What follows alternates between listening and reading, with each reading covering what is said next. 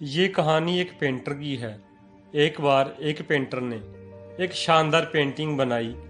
उसने इतनी खूबसूरत पेंटिंग बनाई कि उसे लगने लगा कि उसने अपनी पूरी जिंदगी में ऐसी पेंटिंग नहीं बनाई जिसके अंदर कोई भी गलती नहीं थी।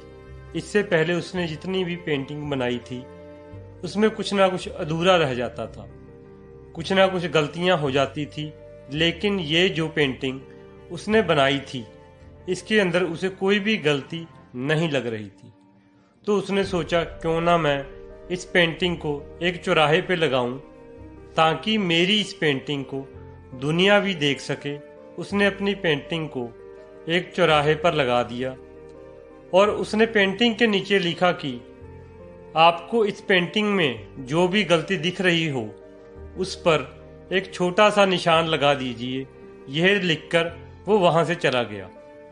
फिर शाम को जैसे ही वो उस पेंटिंग के पास गया तो उसने देखा कि उसकी पेंटिंग पर इतने सारे निशान थे कि वो पेंटिंग काली हो चुकी थी और वो जो पेंटिंग थी वो दिखाई नहीं दे रही थी।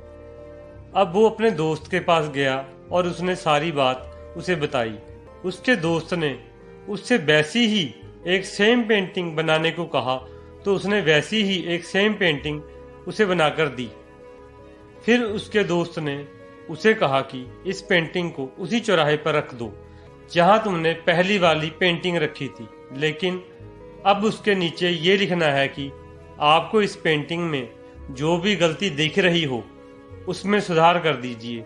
वो भागा भागा गया और उसी जगह पर जहां उसने अपनी पेंटिंग लगाई थी और वहीं पर जाके वो पेंटिंग रखाया और जो उसके दोस्त ने लिखने को कहा था उसने वैसा ही लिखकर वहां से चला गया। शाम हुई। शाम को जैसे ही वहां पर वो पहुंचा तो उसने देखा कि पेंटिंग में कुछ भी बदला नहीं हुआ था। पेंटिंग के अंदर कुछ भी चेंजेस नहीं थे। इस कहानी से ये सीख मिलती है कि ये दुनिया सिर्फ गलतियां निकालती है और वहीं अगर इनसे कहा जाए कि उनको ठीक कर दो तो कोई आगे नहीं आएगा। कभी भी लोगों की बातों से परेशान मत होइए। आपको अपनी जिंदगी में सिर्फ एक आदत डालनी पड़ेगी कि जो हर कामयाब इंसान में होती है, और वो आदत है इग्नोर करने की आदत। जब तक आप लोगों की बातों को इग्नोर नहीं करोगे तब तक आप जिंदगी में आगे नहीं बढ़ सकते। आपको जरा सा किसी ने कुछ क्या कह दिया तभी आप नेगेटिव माइंड बना लेते हो। जरा सा उधर कुछ काम नहीं हुआ तभी आप कितने नेगेटिव ख्याल दिमाग में भर लेते हो। मैं आपसे फिर कहता हूँ इग्नोर करना सीखो, जिंदगी में कामयाब हो जाओगे। थैंक्स।